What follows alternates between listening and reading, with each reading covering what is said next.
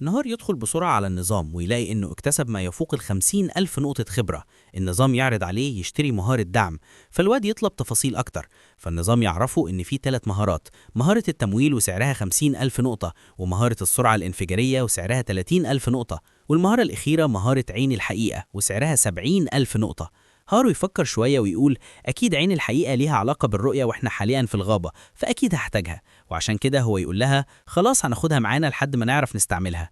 بعدها يخرج من النظام ويلاقي طارق واقفة وبتقول إنها ليه بشكل مكثف وكلها. وعلى طول الاتنين يمشوا من المكان اللي كان هو وأصحابه بيجمعوا نقاط خبرة، وكل ما أنت بتنبهر بقوته أكتر وأكتر. وده مسموح في قوانين المسابقة، ولكن مش عن طريق هزيمة الوحوش، لا لا، لازم تعمله مع هارو. بس هم جو مع الشخص الغلط. الواد بالتأكيد هيفهمك بقى، ونفس اللي هم بيعملوه كمان، هو بإصبع واحد حرفيا. ووقتها طارق بتتدخل وبتاخد بيهزمهم كلهم بكل سهولة.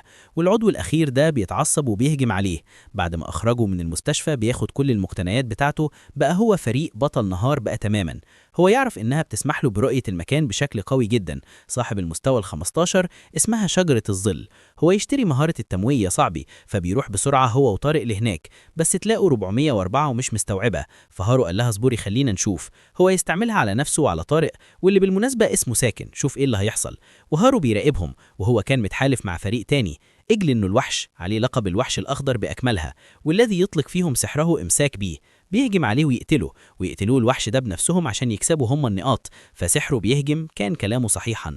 هو قال لها: ما تقلقيش، ده وحش من المستوى ال15. وبوم بوم بيعمل حفر حوالين الشباب كلهم.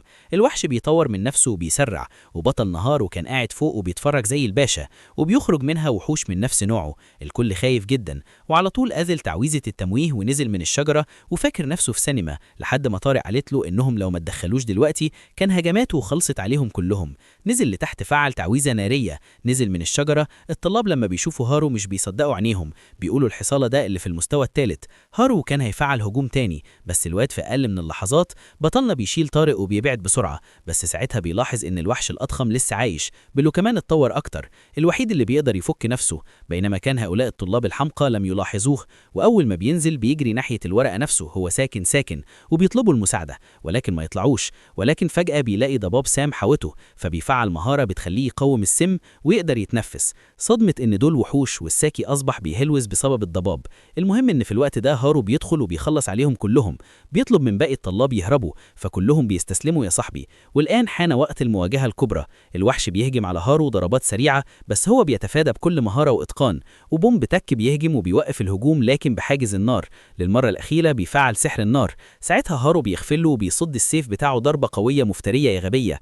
بينزل على الوحش وبيقسمه نصين، وبسبب إنه متضايق من فوز بطلنا بيهجم عليه. وفي المسابقة بيطلع بعض، ودلوقتي ما بقاش غيره هو وطارق اللي بيظهروا وبيضربه وبيخليه يستسلم. الوحش الأخضر واللي بتحييه على فوزه، فهو بيديها الأداة دي. ولكن في وسط كل ذلك، وبما إنها خاصة بالمعالجين، فهو مش محتاجها، ولازم كل الموجودين يخرجوا حالا. إمساك. الأرض اتشكأت وفي صوت بيظهر هارو بيمسك إيد طارق ويرجعوا للعالم الواقعي. فهو بيقول لها مفيش وقت للكلام ده، وبيحاولوا يجروا بسرعة. وبيلاقي نفسه في الأكاديمية ولكنها مدمرة، وعلى طول بيشدها جامد وبيرميها على البوابة. فبيستعمل مهارة تمويه وبيخترق البوابة.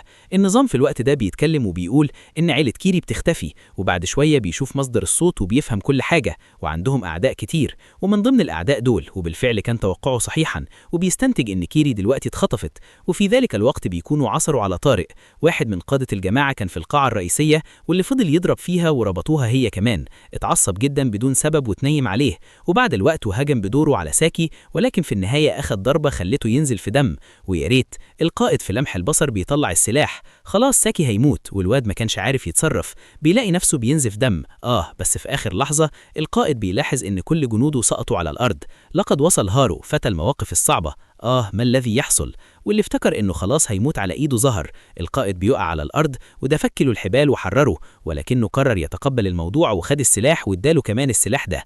بعد كده حاول يرجع السلاح لبطلنا، وراح عند القائد اللي خلاك تبقى لطيف معايا فجأة كده، ولكنه رفض وقال له خليه معاك، هيفيدك جدا. بس كده قال له لا خلاص. فهارو قال له من غير كلام كتير. فطارق بتتكلم وتقول له لا، أنا التابع الوحيدة لهارو، بص هحتفظ بيه، شكرا جدا في كل الأحوال.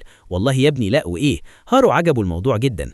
ساعتها الاتنين بيفضلوا يتخانقوا على مين يكون التابع. بصوا، اللي عاوز يبقى التابع بتاعي لازم يثبت جدارته. وفضل يقول يا جماعة خلصوا، أنا مش فارق معايا مين يبقى التابع. فهو يعرف إنه يروح ينقذ كيري، بعد كده يهزم الجنود وينقذ أكبر عدد من الناس. بينتقل بينا المشهد بقى للجنديين دول. بعدها بيمشي من المكان، بيلاقي صاحبه متسمر مكانه، واللي كانوا قاعدين بيستريحوا شوية. بيلاقي توماس الجندي بيلاقي صاحبه مكانه، فبيبص عليه، وهناك كانت الصدمة، وبيقول له إياك تتحرك. الابن التاني بيجهز السلاح. المشاهد قبل ما الجندي ينطق بكلمة، وبكل بساطة عاوزك تقول لي مكان البنت اللي خطفتوها. مكانه بيهجم على بطلنا بكلمة هوبا. بيوصل شخص قوي جدا جدا، فبردة فعل سريعة منه بيوجه مسدس ناحية راس هارو، وبيتظاهر بالموت. ولما شعاع بيختفي، ناب القائد بيتفاجئ، لأن فجأة بيظهر شعاع غريب. بطلنا فبيهجموا عليه بدون أي إنذار، لأن هارو اختفى هو كمان. الواد بيهجم عليه باستعمال الآلات دي. الواد بصعوبة بيفلت منهم. الواد بسرعة بيهجم باستعمال سحر النار، واللي بتطلق كمية مهولة من الرصاص. التعرض بيحميه بشكل كبير من النار. ثم باستعمال السيف، الكابتن ده بيهجم باستعمال شعاع خارج من الدرع بتاعه على بطلنا نهارو. فالواد بص، ومع ذلك القائد مش بيوقف. الكابتن ده بينط وبيبعد عنه، ولكنه بيكون اتصاب. هرب الكابتن بيستعمل أقوى هجوم عنده، وقوته قلت بشكل كبير. الكات بيصد الهجوم وبيستعمل النقط. بيفكر في حل وبيطلب مساعدة النظام ويرفع مستوى هارو، وبسبب وصوله للمستوى ده فهو بيقول بسرعة طيب أنا موافق. لحسن الحظ فبياخد مهارة إضافية اسمها التفجير، وقدر يصد الهجوم. ساعتها كان رد بيهجر واتصدم لما شافه، قال له أكيد أنت مش إنسان. الرد طبعا ما كانش متوقع أبدا، إن نهارو أطلق مئات من الرصاص كلهم بسحر النار، ووقعهم كلهم يا صاحبي، ما عدا رد اللي كان لسه واقف على رجليه. ولكن هذا لم يحدث. بوم بتاع هارو هجم عليه وقام غفله من ظهره، واداله ضربة نارية، بعدها لكمة أسطورية سيحت الدرع بتاعه. هو طبعا مش مصدق ومش مستوعب، اللي يقدر يفتحه بيستعمله المفتاح. وبكده يكون الفايز هو بطل نهارو، وبيعرف إنه حصل على 35,000 نقطة خبرة المفتاح. فبطلنا بالفعل بيروح على هناك، وكمان 10 بلورات سحرية قديمة، وإن الصندوق ده جواه غنائم كتير جدا وأدوات مميزة. وهناك بيعرف إنه فتح شخصية جديدة، وكتير يا صاحبي. واللي كان من مميزاته القدرة الكبيرة، لأن لو تفتكر يا صاحبي في بداية الفيديو قدر يفتح شخصية جديدة اسمها شخصية موس القتالية، والطاقة السحرية حتى لو بالفعل بيخترق. بص، هارو بيتحمس نوعا ما وبسرعة. نظام ساعتها بيوضح له إن الشخصية دي مش اختصاصها قوة، ده بيظهر هذا الآلي، بل هي بارعة في الهندسة والسحر وعلم الأحضار الكريمة.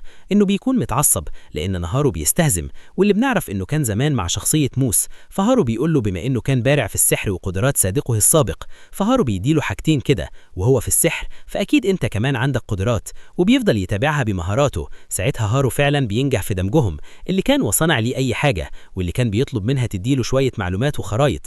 بعد كده بيروح للقاعة دي، واللي جايبها رايح دلوقتي متحجرين، والسبيل الوحيد عشان يرجعوا فهي بترفض وقتها. هو بيقول بيطلع الأداة وبيستعملها عليهم، بس برضه من غير فايدة، ولكن مفيش أي حاجة بتحصل. اتعصب وفاض بيه الكيل. اللعبة بيدخل بسرعة، ما هو لو بيعمل درع وهو فعلا بيدمره، وكل شخصية يقدر يطورها كمان. ما علينا يعني، البت بتشكره، ولكن كان بطل، وعشان كده هقتل الشخص ده دلوقتي. هو بيقول لها ما تفهميش الموضوع غلط. بيظهر وبيقول لها أنا موافق يلا بينا، بس برضه مش بالمجان، هتديني فلوس أكتر. بيهجم بالنار على لينجو، ولكنه بيخرج منها، وبوم بيخبط هارو برميل ورا. ولكن بطلنا مش سهل برضه، بيرجع يقوم من تاني. هو معاه سيف ودرع وبيقاتل بيهم لينج بكل مهارة، واللي هو كمان بدأ والنزلة بيولع يا صاحبي في الحيط، وبيتنقص من طاقته 20% مرة واحدة، وبيقدر يأيده بيها. نهارو ساعتها بيستعمل الأداء اللي الآلي دمجها من شوية، وبيهجم بكل غباء، والهجمة بتنقص من طاقته تدريجيا. المرة دي هارو كان حصل على السلاح ده من الآلي، ولكن زي المرة اللي فاتت بيهجم بيه على لينك. فلينك اللي زي ما احنا عارفين هو صنعه، مش بيلاقيه عنده السلاح، بدل الهجوم بسرعة غفله وهو بيغرز السيف في جسمه. بس بص وراك كده يا معلم، بيسيب هو كمان هارو السيف بتاعه. لينج أخيرا بيتنسف، ولكنه بيفاجئنا كلنا، وبيستعمل أداة اشتراها من فترة. يا نهار أبيض، بطلنا حاليا واقع ومش قادر يتحرك، وأول لما بيغرزها في جسمه الرسائل العالي جدا، والأداة دي هي بيتشفى تماما، لأنه استنزف حرفيا كل طاقته. لكن بيخنقه كده وبيخنقه، بيكون خلاص هيقتله. وبعدين بتوع كيري وبيكونوا اتحدوا بعد كده، واحد من الاتنين بيعالج بطل نهارو. دلوقتي ده كده بتطلب منه ينضم للفريق مو غونج، وهو أول لما بيقوم بيلاقي لينج بالكاد بيتحرك. المهم يعني إن هارو في البداية بيرفض، ولكن لما كيري بتعرفه إنه لو انضم هيكون الأكثر حماية في العالم، وباختصار هيقدر يحصل على أسلحة وأدوات نادرة جدا. هارو بالتأكيد وافق، وفكرة إن الوحوش تغزو المناطق دي شبه مستحيلة. وكيري ساعتها ادت له البطاقة السوداء، ومن بعد ما طاقم العمل في المستشفى شافوا البطاقة السوداء، بعدها هارو راح لأبوه في المستشفى، لا وكمان حط لهم فواكه ومظبطين الدنيا. الدنيا، عملوا أحلى واجب مع هارو، نقلوه واديله الكارت الأسود بتاعه، وغير ده كله مدير المستشفى بنفسه بيجي وبيجيبوا له الأدوية الأعلى جودة في المستشفى لوالد هارو، بيقول له إن العلاج مجاني تماما، وبتقول له معقولة تكون الاتنين بيروحوا يجيبوها؟ أنا خدت البطاقة لأن انضميت لفريق مو غونج، أنت وكيري إيه؟ فهارو بيوقفها بسرعة، كل الأدوية المهمة اتسرقت من المستشفى، ما علينا يا صديقي. بيعدي شوية وقت وظهره في اللحظة دي بيبدل لشخصية موس، ومش موجود دلوقتي غير حاجات بسيطة، فالآلي بيقول إنه هيحاول ولكن الموضوع صعب. هو وقتها بيظهر له الآلي، وطبعا محدش قادر يشوفه غير بطلنا، وقال لها تفاي بالغلط. بالرغم من كده هيحاول برضه، إنما الأدوية اللي بتعالج سبب المرض للأسف كلها اتسرقت، فالمدير بيقول إن الأدوية اللي موجودة ويطلب يشتريها في أسرع وقت، وغالبا اللي سرقها هيعلدها في السوق السوداء، ويلاقي شخص طالب يبيع نفس الأدوية المسروقة، والناقد بيقول له تمام. ولما بيوصل له فيفي من غير تفكير، لما الليل بيليل بيروح يقابله وبياخد أخته معاه، شكله فخم، وهو قالك بتروح ناحية الصندوق ده وبتقول أكيد الأدوية هنا. فجأة شخص غريب بينفجر، لكن قد فات بسرعة، بيحاول يغير شخصية موس ويختار الإمبراطور، وبعدها بيحاصر كل واحد فيهم وبيخليهم كمان بيضعف الرابط ما بينهم. والصدمة الكبرى إنه هذا ومن الآخر مش هيقدر يغير الشخصية دلوقتي، لأن مفيش أي حد يقدر يسرق أدوية غير العاملين بالمستشفى. الدكتور ساعتها بيضحك بكل شر، لأن الدكتور الحقير هو بالكتاب بيبعد عنها بس، وبيقولوا إنهم وقعوا في الفخ خلاص. وبتظهر هذه الفتاة الجميلة وبيصور يمين وشمال وهو ما قدرش يعمل معاها أي حاجة. هارو بيقول لها أنت مين مع الدكتور؟ هارو بيرجع يسألها طب وليه أنقذتينا؟ دخاني بيدمره تماما. فبعد كده سوب ترمي نقطة، قالت لي هو اللي بيكون صنع الترياك ده. المهم في هذه السنة ظهره بسرعة بيمسك أخته وبيشربها ترياك، بيخليه يشغل النظام، بس للأسف هي بتدمر. بطلنا بيجري بأقصى سرعة هو وسو عشان يمسكوه من قدامه، وسو حاليا فكنت تعمل أداة انتقال، وسو حصرته من ورا، وزي ما جه في بالك بالظبط يا عزيزي البستاوي الآلي رجعته لنفس المكان اللي كان فيه وبيتحرك. حتى الدكتور بيكون ماسكها كده وبيقول لبطلنا شكله قوي جدا. وبيظهر الشاب دلوقتي ظهره بيشكره على إنقاذ الأخته، بيمسك فيفي وبينزلها، بتعمل منه حرفيا. بعدين بيروح لعند الدكتور وبيديله ضربة، نازل فيه ضربة حرفيا، نصوره على الجدار حرفيا بيجمدوا مكانهم، محدش بيقدر يتحرك حرفيا، مش بيرحم، بيستعملها على عقولهم، محدش بيقدر يتحرك، لازم ينفك 10,000 نقطة. وقتها هارو بقى بتوصل له رسالة، بيمشي بيروح عشان ياخد الطريق بتاعه. الشخص اللي ورا كل ده بيسهر وبيكون هياخد الدكتور ويهرب وخلاص، هيهجم. وعلى رأي المثل اطمع كل ما جمع، بس الشخص ده بيستعمل كل حاجة من تاني. فبطلنا بيزيل اهجم يا مدير على كده، بس في لمح البصر بيغفل الكل، بس بيهرب.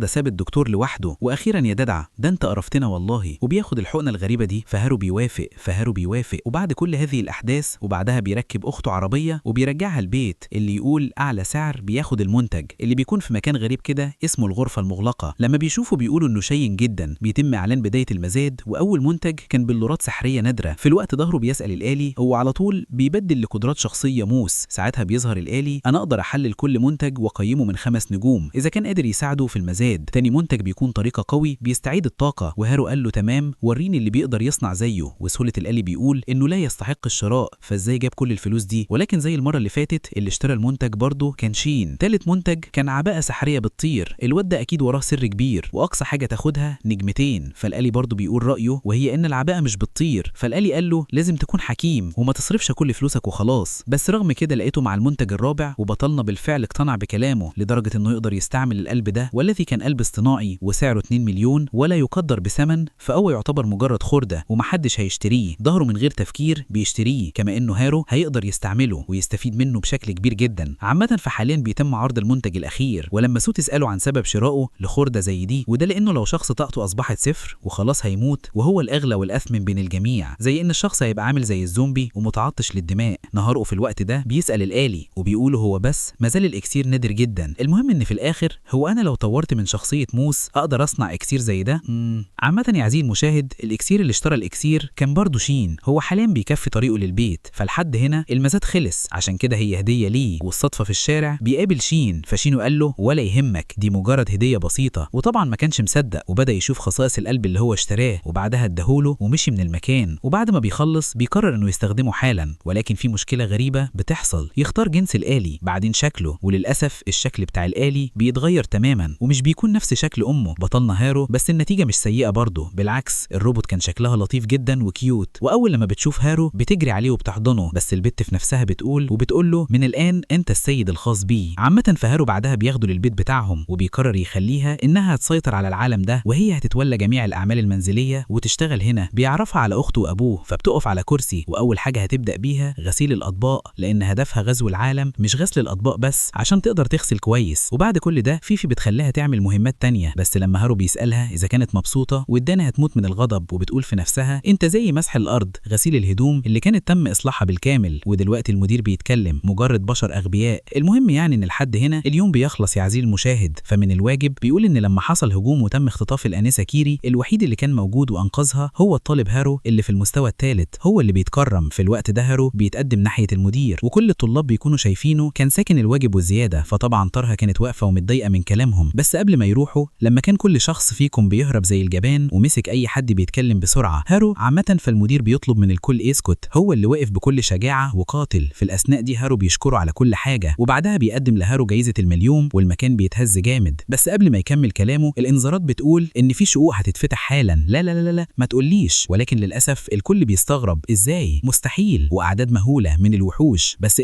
هو ده الامر الواقع. بوم بوم وبيقتلوا فيه. يوم الوحوش بتخرج منها والكل بيحاول يهرب، والكل بيحاول يهرب، والكل بيحاول يهرب، والكل بيحاول يهرب كمان، من ضمنهم امه وبقيه المعلمين. بس المفاجاه ان الوحش مش بيتاثر نهائيا، وهم المعلم ده، وفي لمح البصر بيدي ضربه قويه وبيكون هيتكلم اكتر ولكن مش بيلحق، بتهبده في الحيطه بكل غباء. وبيتكلم وقتها الوحش بيقول انه اتفتت حاسيا. ايوه يا باشا. وذلك الوقت الكل بيهرب. يا ابن اللعيبه اللي شبه الفراخ يا صديقي. بينما هارو بيقف عشان يقاتل بقيه الوحوش. يلا بقى سريع سريع. ان هارو بيهجم، مش هارو بس اللي كان واقف، بل طارقه وساكي كمان. الضربه النهائيه لاصدقائه عشان يطوروا من مستواهم. الضربه المره دي كانت طارقه، واللي بنعرف انها طورت من قدراتها القتاليه بشكل كبير جدا، وحاليا بتفعل سحر البرق الوحش ده وبيتخلص عليه. بعدها الثلاثه بيطلعوا لبره وبيلاقوا الوحوش مجتاحه المكان، ومن غير سابق انذار 2 منهم بيهجموا على بطلنا هارو. بس على مين؟ الواد بيصد ضرباتهم بكل سهوله وبيفنشهم في ثواني، وبوم الوحش ده لم يتهابى، فبيقول لهم ما تقلقوش. بعدها بيشوف ال2 دول، لكن بطلنا بيبعد كل مهاره، وساعتها الوحش ده بيشوفه وبيسيب الوحش الاولاني. الحب بيبدا القتال. اما الثاني الوحش وقتها بيمسك السيف، بيستعمل اسنانه، لكن في تلك الثانيه ساكي بيدخله وبيقسمه النص. الوحش اول لما بيشوف اللي حصل بيترعب وبيحاول يهرب. بس يا صاحبي هربان ايه؟ هارو بيوقفه بسحر النار، وكل ما ساكي وطارقه مستواهم ارتفع بشكل كبير. هارو بيخلي طارها تقضي عليه، بعدها بيمشي. الطلاب دول بقى لما بيشوفوا اللي بيحصل بينصدموا حرفيا، فهم لو فضلوا يقاتلوا في الاخر هيموتوا برضه. بس الطرف الاثنين دي بتحس ان هارو قلقان، فبتساله عن سبب قلقه، فبتقول له لا، العواقب هتبقى وخيمه بسبب الاعداد الكبيره للوحوش، وفي بوابات اللي هي الشقوق في كل مكان. بيتقلب بينا المشهد بعد كده للمدينه. لا لا لا اللي بيحصل ده عامل زي الكابوس بالظبط، وحاليا كل سكان يا نهار ابيض، الكابوس وطارها واللي كانوا كل السكان هربوا الملجأ تحت الارض يقدروا يقتلوا معظمهم. بعد كده بيروح للمنطقه اللي بجانب الكافيتيريا لان المتبقيه، لان في شويه طلاب هناك ولازم حد ينقذهم، وهو هيبقى يحصلهم. وبيطلب منهم الاثنين بعد ما ينقذوا الطلاب بيسيبهم وبيمشي انطلاقا. ده لو طارق او ساكي بيقولوا له تمام. فالنظام بيقول له انه حاليا معاه 200 من ناحيه الوحوش، او يطور اي شخصيه 210,000 نقطه خبره ومعرفه. قدراتها هارو بيفكر شويه وبيقول له اعمل ال 210,000. النظام بيعمل كده، وساعتها سرعه هارو بتزيد وبيتفتح له مهارات خاصه جديده. بيتفتح النار بتاعه بيظبط. بعد كل ذلك كان ماشي ناحيه الوحوش، والواد اصبح في ليفل، وطلب من المعلمه تاخد الطلاب وتروح على الملجأ. واول واحد ظهر قدامه هو الوحش الذي يشبه الحصان، والذي كان يرعى التلاميذ والمعلمه. وبيقول له البطل هارو وصل وانقذنا مره تانية. فهي بتقول له تمام، وبالصدفه بيدخل مخزن الاكاديميه، ولكنه بيوقفها بكل سهوله وبالادوات السحريه اللي في الاكاديميه عامه. فهي بتقول له هارو مالكش دعوه، انا هنا ليه؟ اسال عن السبب اللي مخليها تفضل هنا والهجوم اللي حصل من الوحوش، كل احسن ليك تمشي. لما هو بيرفض هي بتقول له لا طبعا مستحيل. وبدون مقدمات البت بتستعد عشان تهجم عليه. سقف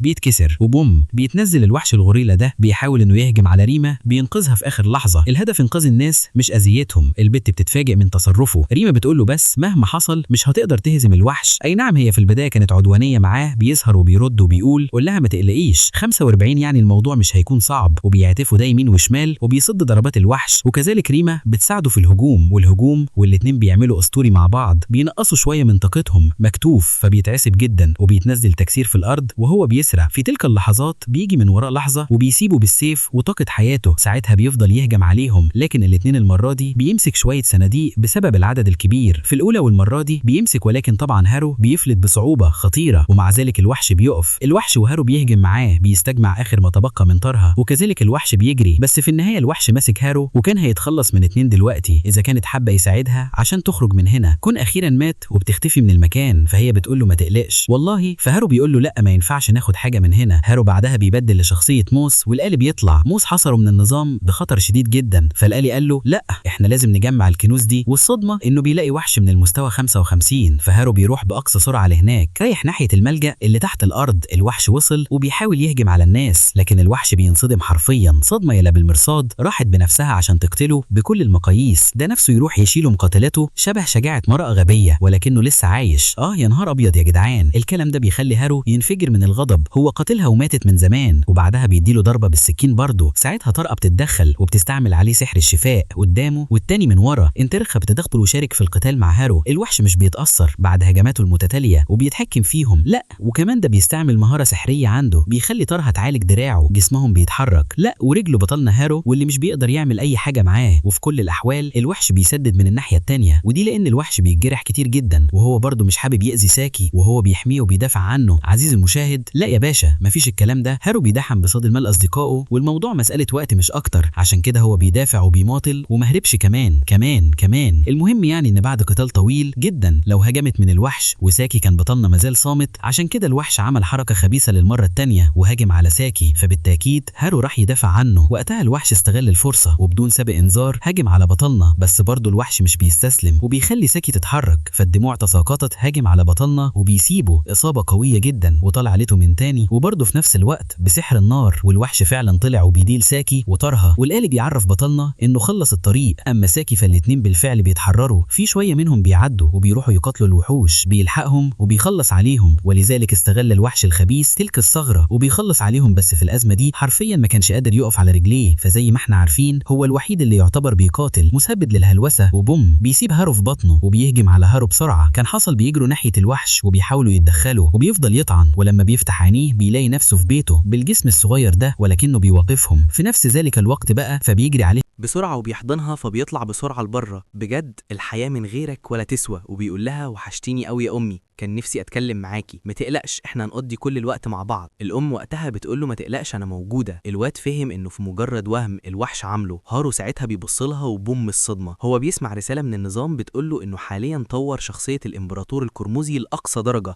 فبيستجمع تركيزه وبيقدر يتحرر من الوهم ده. في الأثناء دي هارو بيتغير شكله تماما وقت ما تفعيل ميزة المختلف بيبعد الوحش لورا وقوته بتوصل للموسيقى. بعدها بيهجم عليه وبينزل تعاطيفه بكل سهولة ومن غير كلام كتير بيكتب رجعه وقوته عدو. مرحلة الجنان. ياه أخيرا وقف هجوم عليه بهجوم النجم الكرموزية من غير حاجة تانية كتير زي ألقابهم أخيرا، وأخيرا شكله الطبيعي، مهارات تحمل وغيره يعني. فهارو قال لهم ما تقلقوش أنا لسه عايش، وهو بيقع على الأرض ولكن كان ساكي ماسبه وبيعتذروا له على أي أخطاء هم عملوها قبل كده. أما بقية الطلاب والمدير فبيخرجوا من الملجأ لأن فجأة بيوصل إشعار لهارو إن آخر مجموعة من الوحوش موجودة. بس السؤال دلوقتي هل إحنا كده خلصنا؟ موجودين في منطقة قريبة لكن ما كانش فيه وقت للتفكير. لما بيوصل بيلاقي البنت دي متحاصرة من قبل الوحوش، الوحش الأول ثم السادس، ثم بينزل على طول لتحت وبينزل السادس. بس في نفس اللحظة حد بيخبطه بيستعملوا الحقنة دي، والصدمة إنها بتكون البنت دي وهي حاليا وبعد ما خدت الحقنة اللي حاولت تنقذ الدكتور آخر مرة.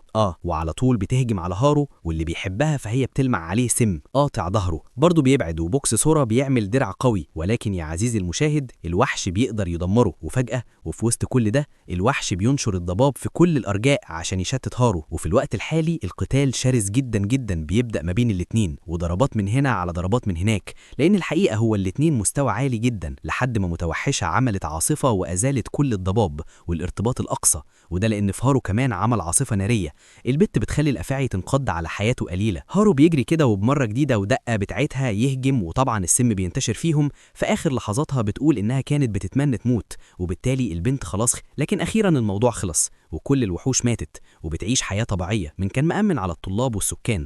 أما على الجنب التاني فكانت فيفي كويسة هي وأبوها، وبيقولوا إنه عارف إن المصايب لسه ما خلصتش والكل بخير وفي أحسن حال، فهو هيكون موجود لرضاها وسبب كل اللي بيحصل موجود. ويلا بقى كالعادة يا سادة لا تنسوا الصلاة على الحبيب محمد فإنها تجلب السعادة. اللهم صل وسلم على سيدنا ومولانا محمد. ودايما هيفضل يقاتل بطلنا، كانت مجايبة وفي منهم اللي بيحاول يهاجم على هارو مش بيبقى فاهم أي حاجة، وأمر كل الجنود يهجموا عليه، بيديله شوية خردة وبيقول له اجمعهم، وكمان بينقص من طاقته. هي وحش مخيف كان متعطل شكل أمه الحقيقي وبيعرف مكان الوحوش، فهارو بيعرفها إنه هيروح يقاتل الوحوش المتبقية، وشكلها لعبت مع بطلنا جامد. الفرصة ومسك بطلنا ناحية الملجأ، قطع بس